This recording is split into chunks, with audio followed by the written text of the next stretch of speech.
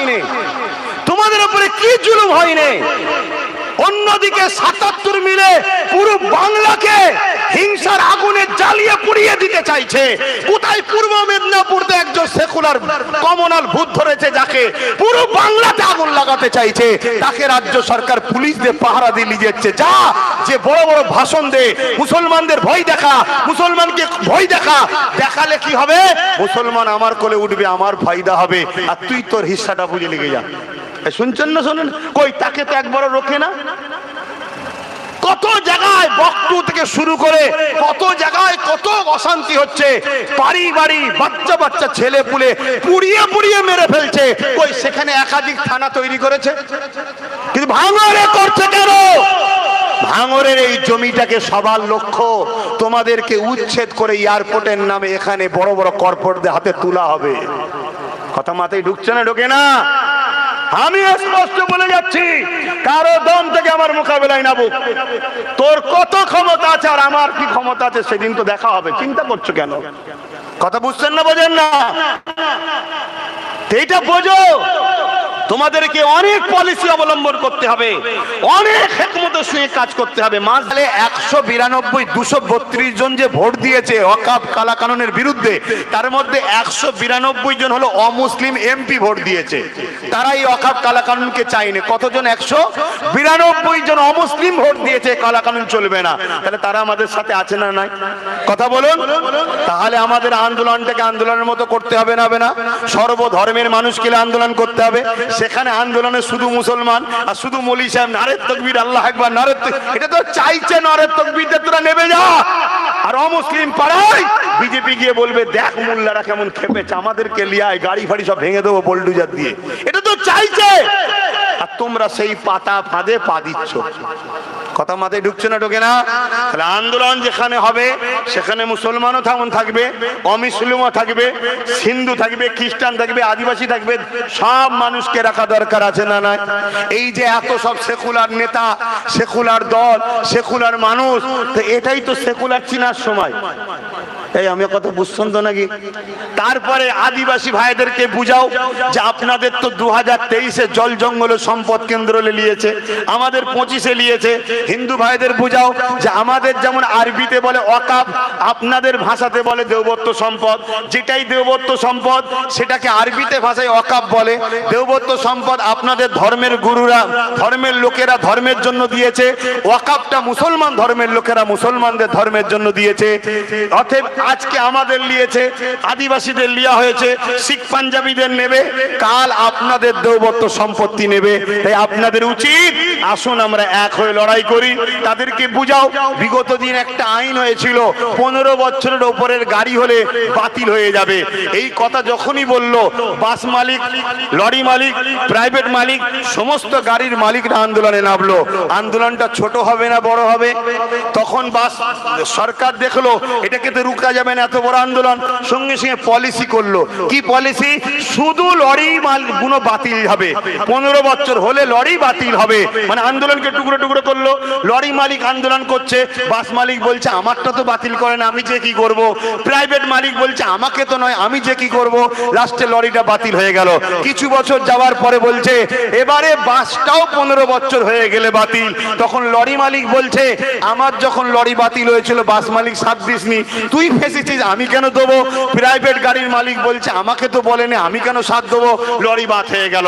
এখন রিসেন্ট শোনো বন্ধু, 15 বছর ওপরে কোন প্রাইভেট গাড়ি গেলে ওই প্রাইভেট গাড়িকে আর কাগজপত্র সিএফ দিচ্ছে না, ওটাও বাতিল হয়ে গেছে। তাহলে তিনটেই বাতিল হলো না? হলো না।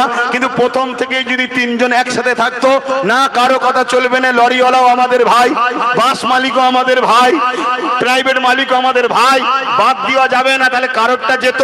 তাহলে যখন জল জঙ্গল আদিবাসীদের চলে গেল তখন সবার উচিত ছিল তাদের সাথ দেওয়া দরকার আছে না নাই? কিন্তু এ বেটা আদিবাসীদের জন্য 2010 থেকে চিল্লাচ্ছে। যখনই ওয়াকফ বলেছি তখনই কিন্তু আদিবাসীদের জল জঙ্গলও বলেছি। খুলে দেখো ক্যাসেট। কিন্তু কম তো আমায় গাল দিয়েছে, দিয়েছে না দেয়নি একটু বলবেন তো? এটা রিসেন্ট দেখলাম কলকাতায় দাড়ি টুপিওয়ালা কম, আমার ভাই সে আমার বাপ তুলে গাল দিচ্ছে। আহা, আমার বাপ তুলে গাল দিচ্ছে, এর রিয়াকশন কি আমিও গাল দেবো?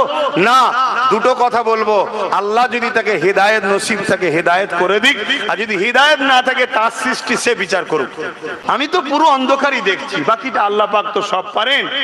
যদি সুযোগ দেয়, মা থেকে শুরু করে, বাপ থেকে শুরু করে, বোন থেকে শুরু করে, ভাই থেকে শুরু করে, মনে রেখে দিও, জীবন বাজি লাগিয়ে হলো, জীবন বাজি লাগিয়ে হলো একটা পায়া তৈরি করার জন্য চেষ্টা করতে হবে না? হবে না?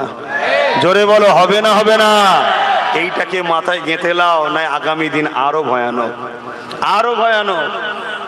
এই যে বসে আছে ছোট ছোট দেখছো, সব কোলে করে বসে আছো, যদি আমার কথা না শোনো, আমি এতটুকু বলে যাই, কমসে কম একটু কাফনটা কিনে রেখে দিয়ে যাও। বাকি আর কিছু বলছি না, তোমাদের পিছনে কি হচ্ছে তোমরা কিছুই জানো না, আর আমি এত কিছু বলে ফেলি বলেই আমাকে রুকার চেষ্টা হয়, কিন্তু আমি ভালোবাসি সব বলে ফেলি। আজকে ঘরে যে আবার কথা শুনতে হবে, আবার শুনতে হবে যে 10 বছর ধরে বুঝি এখনো শখ মেটেনি আপনার, এখনো বুঝাতে হবে। কিন্তু আমিও বলে ফেলি, কি করব? কিন্তু তোমরা কি আমার কথায় কষ্ট পেলে? বলো কষ্ট পেলে? তাহলে একটু আসো সালাম দিয়ে এলি, ইয়া নবী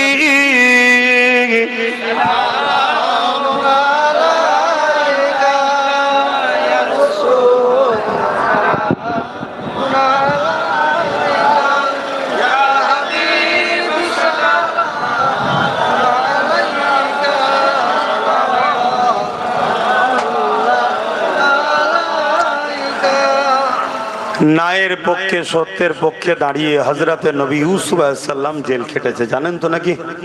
তা আপনি দোষ করবেন না, আপনার নামে যদি মিথ্যা কেস হয় আপনি মন খারাপ করবেন না। হতে পারে আল্লাহ এর বিনিময়ে আপনার কোনো গুনাহ মাফ করতে চাইছেন, বা হতে পারে এর বিনিময়ে আল্লাহ আপনাকে হয়তো বড় কোনো জায়গায় পৌঁছাতে চাইছেন। এর জন্য আপনাকে ধৈর্য ধরতে হবে, সবর করতে হবে, কোনো জিনিসই তাড়াহুড়ো করতে নাই। তাড়াহুড়ো ইসলাম পছন্দ করে না। ইয়া নবী সালাম, ইয়া রাসূল সালাম, ইয়া হাবিব সালাম সালাম,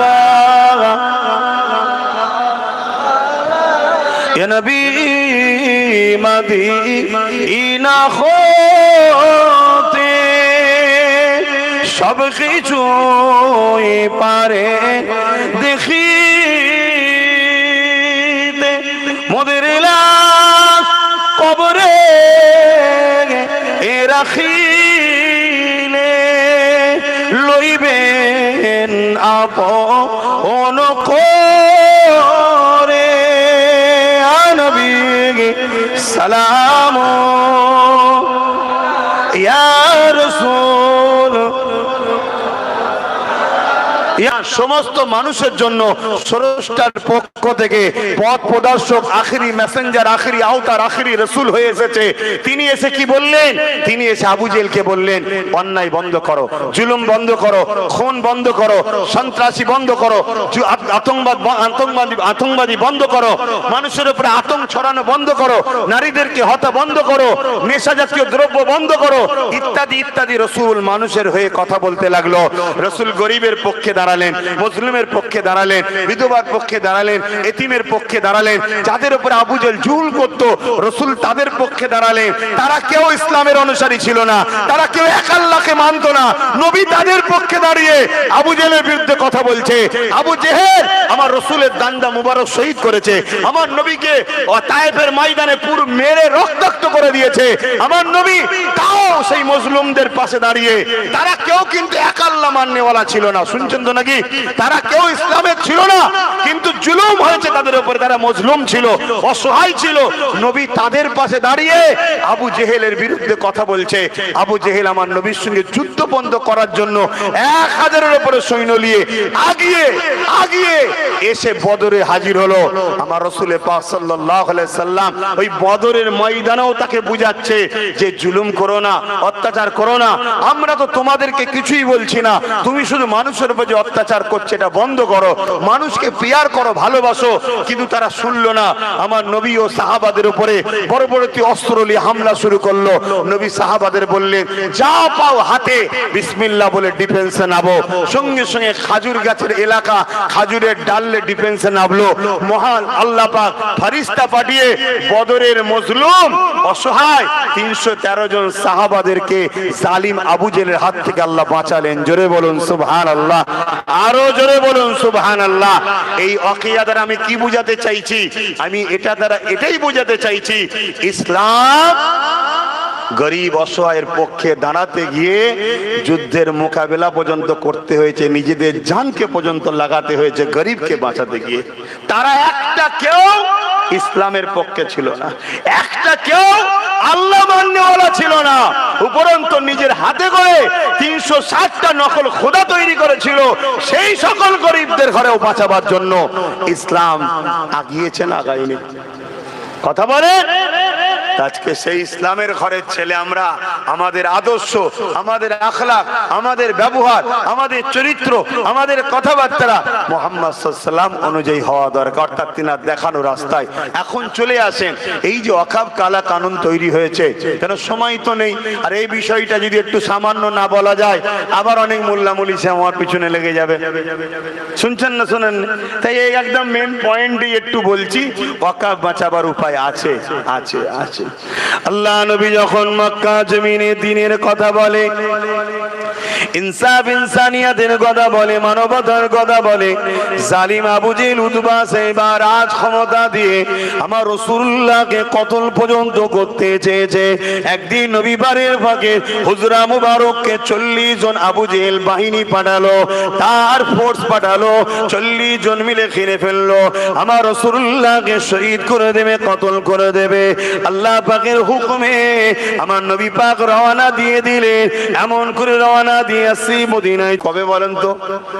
যেদিন বাবরি মসজিদের বিরুদ্ধে সুপ্রিম কোর্টের চরম একটা সংবিধান বিরোধী রায় বেরিয়েছিল, জানেন তো নাকি? হ্যাঁ, আস্থার উপরে রায় দিয়েছিল।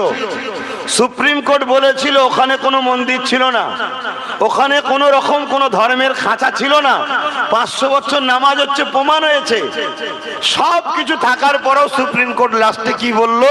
যে কিছু করার নেই, একটা বড় সংখ্যা মানুষের আস্থার উপরে আমি রায় দিচ্ছি। শুনছেন তো নাকি? সেদিন আমি বুঝেছিলাম আমরা বিপদে। আর এই রায়ের পরেও আমি সব থেকে বেশি দুঃখ ও ব্যথিত হয়েছিলাম ওই দিনে, যেদিন এই রায়টা বেরিয়ে যাওয়ার পরে মুসলিম রহনুমা সেজে, মুসলিমদের ধর্মগুরু সেজে, মুসলমানদের মাথায় বসে যারা বলেছিল একটা মসজিদ যাচ্ছে যাক, একটা মসজিদ, বলবেন তো ও ওকে ছাড় না রে বাবা, ও আমাদের থেকে ভালো, আমরা বুঝে বুঝে শয়তানি করি, ও বেচারি নিরীহ মানুষ, এখানে ব্যাস দে না, একটা জায়গায় দুটো দে, পরে বস। আমাদের কাছে বাবা এইসব জুটলেও শান্তি পায়, এসব অন্য জায়গায় গেলে মেরে ফাটিয়ে ফেলবে। শুনছেন তো নাকি? আমাদের কাছে এরা নিরাপদেই থাকে, আমরা এদের পক্ষেই দাঁড়াই। কেন? আমার থেকেও হয়তো এ ভালো, তোমার পছন্দ আমার কথা নাও হতে পারে। কেন? ও বেচারি ভারসাম্যহীন, ওকে কিয়ামতের দিন আল্লাহ প্রশ্ন করবে না, কিন্তু আমাকে তোমাকে প্রশ্ন করবে সৃষ্টিকর্তা। তোকে বোঝ বুদ্ধি দিয়েছিলাম, কি করেছিস বল। শুনছেন তো নাকি? ও বেচারি কিছুই বোঝে না যে আমি কি করছি। ঠিক আছে, হ্যাঁ একদম চালিয়ে যাও, তুমি তোমার কাজ চালিয়ে যাও, আমি আছি তোমার সাথে, কিন্তু একটু আমাকে সহযোগিতা করো, বসে যাও। কি করবেন বলেন? আল্লাহ সৃষ্টি, অনেকের ব্রেনের সমস্যা হয়। আল্লাহ যে আমাদেরকে সুস্থ রেখেছে, ব্রেন দিয়েছে, আমরা ব্রেন খাটাচ্ছি না, তাহলে আমাদেরকে হিসাব নেবেন সৃষ্টিকর্তা। তো আমি যে কথা বলছিলাম, ওই যে আমাদের মাথার উপরে বসে থাকা ধর্মগুরু সেজে যারা বলেছিল একটা মসজিদ যাচ্ছে যাক, চুপ করে যাও, সমাজের বুকে যদি শান্তি ফিরে আসে। আমি ওই দিনই বলেছিলাম যে শান্তি আর ফিরার নয়। কেন? অন্যায়কে আপোষ করে সমাজে শান্তি হতে পারে না। অন্যায় সে ছোট হলো তাকে ইগনোর করলে হয় না। অন্যায় অন্যায় হয়, নাই হতে পারে না। অন্যায়কে তুমি পাশ কাটিয়ে অন্যায়কে সাপোর্ট করে কখনো শান্তির আশা করা যেতে, অতএব ওটা অন্যায় হয়েছে, উচিত ছিল আবার নতুন করে রিপিটিশন করা বা আরো অনেক সিস্টেম আছে, সেই সিস্টেমে তোমাকে আন্দোলন চালিয়ে যাওয়া দেশের সংবিধান অনুযায়ী। আমি সংবিধানের বিরুদ্ধে যেতে বলছি না, কেন সংবিধানের বিরোধী যাওয়া ইসলাম বিরোধী হবে। কেন ইসলাম রাষ্ট্রকে পক্ষে দাঁড়াতে বলেছে। কথা বুঝে আসছে না? নাই সেদিন বুঝেছিলাম, তাই আমি প্রায় বলতাম যে সংগঠিত হও, ঐক্য তৈরি করো, রাজ পাওয়ার করো। ওয়াকাফ যাচ্ছে, কবরস্থান যাচ্ছে, মাদ্রাসা যাচ্ছে, মসজিদ যাচ্ছে, মসজিদে ঢুকবে AK-47 লে দাঁড়িয়ে, কি বলেছি না বলিনি, ক্যাসেট গুলো শুনে নেবেন। কথা বুঝে আসছে না? না, এখন প্রশ্ন হলো এর সমাধান আছে না নাই? যেটা ঘটে গেছে এরও সমাধান আছে না নাই? একটু হ্যাঁ কি না বলুন। আছে। এর সমাধান কি? মাথায় পাগড়ি বেঁধে বলবেন কাফন পড়ে এসেছে, রাস্তায় নেবে আর অন্য ধর্মের ভাইদের বাস থেকে ধর্মীয় পতাকা খোলাতো নাকি? এর সমাধান কি? এর সমাধান হলো কি, পিছনে লিখবেন ওয়াকফ কালা কানুনের প্রতিবাদ, আর বিশাল স্টেজ তৈরি করে বিহায়া চরিত্রহীন দেহ ব্যবসায়ীদের নিয়েছে নাচাবেন, সমাধান হবে। তাই তো নাকি? কথা বলছে না তো? তাহলে কি করবেন? কি করলে সমাধান হবে বলবেন তো? এটা নয় বললেন, ওটা নয়, তাহলে কি? তাহলে বড় বড় বক্স লাগিয়ে, হ্যাঁ বড় বড় বক্স লাগিয়ে গান গাওয়া সমাধান হয়ে যাবে তো? কথা বলছে না তো? আমার কথাই কষ্ট হয়ে গেল। আমার ইসলামের ধর্মীয় সম্পদ চলে গেছে, তুমি মজা লিচ্ছ না? মজা লিচ্ছ, প্রকাশ্য বলতে পারছো না। আচ্ছা বলুন তো, ইসলামে গান বাজনা হালাল না হারাম? জোরে বলেন। হারাম, তাই তো নাকি? তারপরও হালকা বয়সের ছেলে যদিও ভুল করে, আল্লাহ মাফ করুক, কিন্তু ওয়াকফ প্রতিবাদের নামে বড় স্টেজ তৈরি করে সেখানে নাচ গান দেওয়া, এটা হালাল না হারাম? হারাম, তাই তো নাকি? আচ্ছা স্বাভাবিক বলুন, নাচ গান করে কখন? দুঃখে না খুশিতে? দুঃখে না খুশিতে? তাহলে যারা আজকে আমাদের মসজিদ, মাদ্রাসা, কবরস্থান চলে গেছে, ডাইরেক্ট তো বলতে পারছে না আমরা খুশি। কেন? আমরা খুশি বললেই দুদেল গাইগুলো আর সাপোর্ট করবে না। তো কমসে কম ব্যানার দে ওয়াকফ বিলের প্রতিবাদ, আর কিন্তু একটু আনন্দ করে নেচেলে। শুনছেন তো নাকি? তাহলে এই সব অবৈধ সন্তানদের বিরুদ্ধে আমাদেরকে সংগঠিত হওয়া দরকার আছে না নাই? আপনাদের কি মনে হয় কোনো মুসলমান যদি এই ওয়াকফ কালা কানুনের প্রতিবাদে নাচ গান করিয়ে বলে আমি প্রতিবাদ করছি, এ মনে হয় কোনো হালালি সন্তান হতে পারে? একটু আওয়াজ দিয়ে বলবেন। এই আমার কথা যদি কষ্ট হয় আস্তে আস্তে উঠে চলে যেতে পারো, একদম আওয়াজ দিয়ে বলুন হালালি হতে পারে। আপনারা যেদিকেও এরকম কোন জায়গায় করে থাকে সেই গুণের সব খোঁজ খবর নেবেন মুরব্বীদের থেকে, দেখবেন কেউ লটারিতে পাওয়া, শুনছেন না শোনেননি? কেউ সুদ খাওয়া, কেউ ঘুষ খাওয়া। কথা বুঝে আসছে না? না, কেউ মার্ডার কেসের আসামি, কেউ আরো বড় বড় ক্রিমিনাল, তারা সব এখন নতুন করে বলছে ওয়াকফ বাঁচাতে হবে। তার মানে কি আমাদেরকে বোকা বানাতে নেমেছে। তাহলে এর সমাধানটা কি? এর সমাধানও আমাকে সেই রসুলের জীবনে খুঁজতে হবে। জোরে বলুন সুবহানাল্লাহ। কোথায় খুঁজতে হবে? রসুলের জীবনীতে খুঁজতে হবে। আসুন রসুলের জীবনীর দিকে যাই। কারো কষ্ট হচ্ছে? কেন আমার জ্বালায় নওশাদটা বড় পেরেশানে আছে, রোজ গেলে ওর মুখ ভারী হয়ে যায়। এতবার বলি, আপনি 10 বছর ধরে বলছেন, এখনো বলার কি দরকার? আপনি কথা কম বলুন, যাবেন দুয়া টুয়া করে চলে আসবেন। কিন্তু বাপ অন্যায় দেখলে তো থাকতে পারি না, আর ওর গেলেই মন ভারী হয়ে যায়। আপনি কেন আবার বলতে যাচ্ছেন? কি দরকার? কথা বুঝে আসছে না? নাই। আবার আজকে এসছি ভাঙরে, ও তো নিশ্চয়ই খেয়াল খবর পাবে, আবার গেলে বলবে এইসব কথা বলার কি দরকার। আমি তুই নেতা মানুষ, তোর দরকার না থাকতে পারে, আমি হুজুর মানুষ, আমার দরকার আছে। শুনছেন না শোনেননি? কেন আমার ধর্মের লেবাসে, আমার ধর্মের নামে কেউ সমাজ বিরোধী কাজ করবে, আমার ধর্মের লেবাসে, আমার ধর্মের নামে কেউ সন্ত্রাসী করবে, আমার ধর্মের তকবীরে, আমার ধর্মের লেবাসে, আমার ধর্মের নাম দিয়ে মুসলমান সেজে কেউ সমাজ বিরোধী সন্ত্রাসী বা ইসলাম বিরোধী কর্মকাণ্ড করবে, তার বিরুদ্ধে আমাদেরকে যুদ্ধ পর্যন্ত করা দরকার আছে না নাই? জোরে বলেন আছে না নাই? ও আগুন ধরছে, ধরুক গে যাক, সময় হলে ঠান্ডা হয়ে যাবে। আমরা এখন যেটা বলছি বলুন না, ও মাই কলা দেখবে খুনি না, ভয় পালাবেন, শর্ট হয়ে গেছে, পালা পালা পালা, পালিয়ে